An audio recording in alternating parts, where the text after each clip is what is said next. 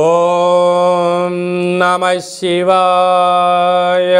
మా ఛానల్కి స్వాగతం.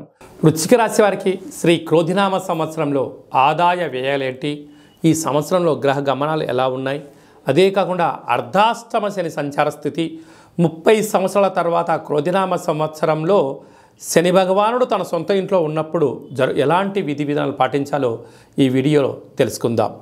వృశ్చిక రాశిలో ఏ నక్షత్రాలు వస్తాయనగా విశాఖ నక్షత్రంలోని చివరి పదం 4వ పాదము, అనురాధ నక్షత్రంలోని 4 పాదాలు, జ్యేష్ఠ నక్షత్రంలో 4 పాదాలు కలిపితే వృశ్చిక రాశి.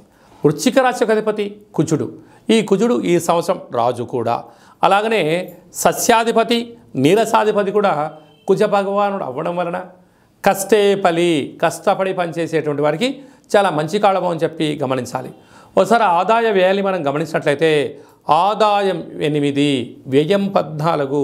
అంటే 8 రూపాయలు మీరు సంపాదిస్తే 14 రూపాయలు ఖర్చు పెట్టబోతున్నారు అంటే -6 రూపాయలు. కనుక ఖర్చులు అధికంగా ఉన్నాయి.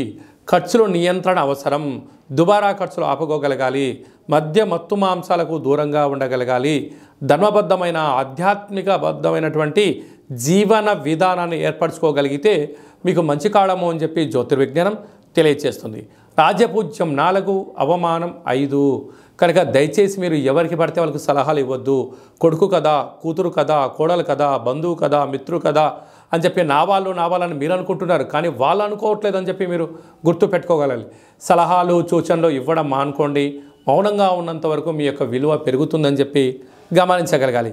అలాగా విశాఖ నక్షత్ర జాతకులకు డిసెంబర్ నుండి ఉగాది పండగ వరకు చివరి 0 అవడం వలన మానసికమైన వ్యధ, ప్రమాదాలు పొంచి ఉన్నాయి.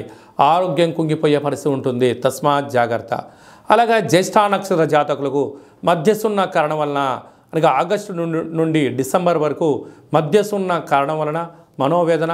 ఏ పని చేయాలి, ఏ పని చేయకూడదు, చేస్తే ఏమవుతుంది, చేయకపోతే ఏమవుతుందని నిత్యము అంతర్మదనం జరిగే పరిస్థితి చాలా అధికంగా ఉండబోతుంది.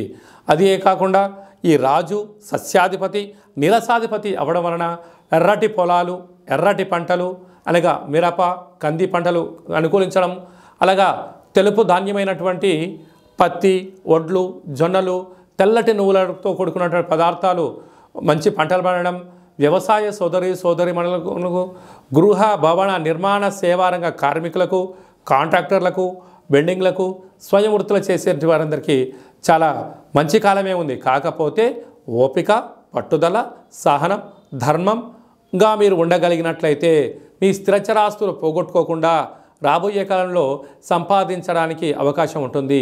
ఈ ధర్మాన్ని తప్పినా, అధర్మానికి నాంది పలికినా, వ్యసనాలకు గురి అయినా, అనవసర ఖర్చులకు వెళ్ళినా, హంగులకు ఆర్భాటాలకు వెళ్ళినా ఏమవుతుంది, చివరికి అప్పుల పాలయ్యే పరిస్థితి ఉంటుంది. కనుక స్వర్ణ ఆకర్షణ కాళభైరవ స్వామి యొక్క స్మరణ, కాళభైరవ స్వామి యొక్క కుష్మణ దీపము, ఇంట్లో ఆనంద దీపము, ఇంటి బయట స్వర్ణ ఆకర్షణ కాళభైరవ స్వామికి ముగ్గు పెట్టగలిగినట్లయితే మీకు సకల దరిద్రాలు తొలగిపోయి ఐశ్వర్యం, ఆనందం మీ సొంతం అవుతుందని చెప్పి గమనించాలి.